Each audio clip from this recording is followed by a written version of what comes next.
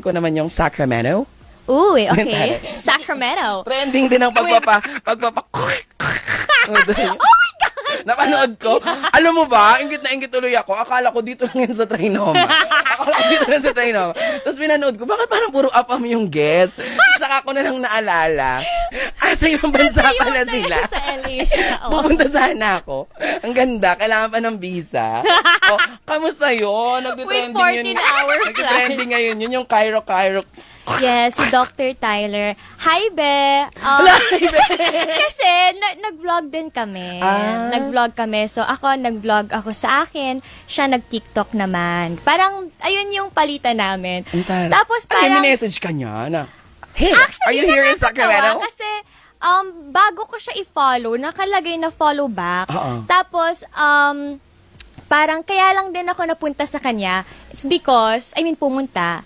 It's because parang message siya kay Ninong John, my co-manager. Yes, Parang nakikita, parang something about nakikita yung name ko and everything, parang gustong collab, ganyan. So parang ako naman, oh my God, crush ko siya!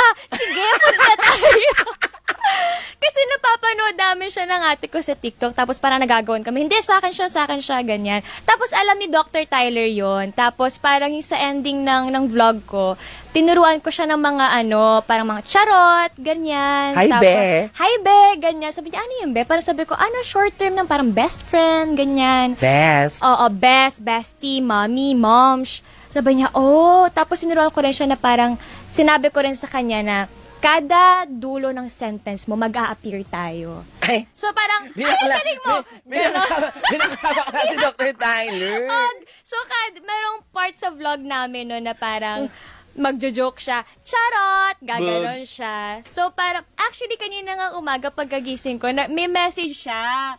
Sabi niya, 16 million views, Be! They love you so much. Gawaganon Walang siya. appear. Walang appear kasi sa Instagram lang.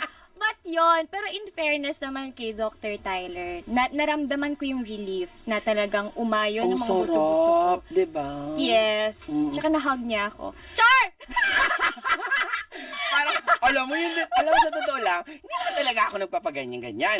Pero dahil nakita ko na yung gagawa, hinanap ko talaga agad. Sabi ko, saan ba to? Sa may QC lang ba to? Kasi nakita ko, QC!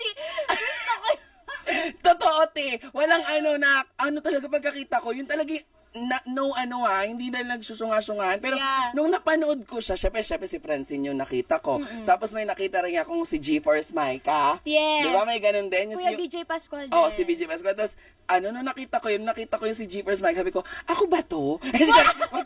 Magkapes pala kami G-Force Micah. Hindi yun talaga sabihin ko. Nung nakita ko yun, sabi ko, saan ba to? Baka somewhere around QC lang to, Tomas Mora to. 14 hours ang flight. Mamatingin ako. Kailangan ng nung mga sumunod na mga model na yung mga sabi ko, baka hindi ako siyongga, hindi ako Tyler. Baka mamaya, ikaw pa tunugin mo yung buto mo dyan, ganun na lang, kaya mo na yan. Sarili na lang, no? Ayoko na, gano'n na lang. Unat na lang ako mag-isa. Totoo. Pero in fairness, natuwa siya ha, kasi 16 million views, it shows, diba, that you're one of the most bankable, promising, diba, leading lady of your generation. Wow! Grabe naman, may feeling. Correct. Generation. Correct. Siyempre from Sacramento pinag-uusapan. Okay, dapat may accent. Totoo yan. O syempre, marami rin ng mga talagang na-excite din na mapanood itong Fractured. Sa role mo dito, anong dapat na abangan nila sa'yo? Kung sila Daniela at si Kaori may brompalan, ikaw din ba? May makikibrompalan ka rin ba dito? Be? Naalala ko. Siya talaga naalala ko. Sabi, Mama, sa Fractured tayo. Oo nga, Fractured. Going back dun sa... Uy, oh my God. Sobrang no filter to. Uy, live to ha. Hindi to pwedeng ma-edit. Charing. Sorry.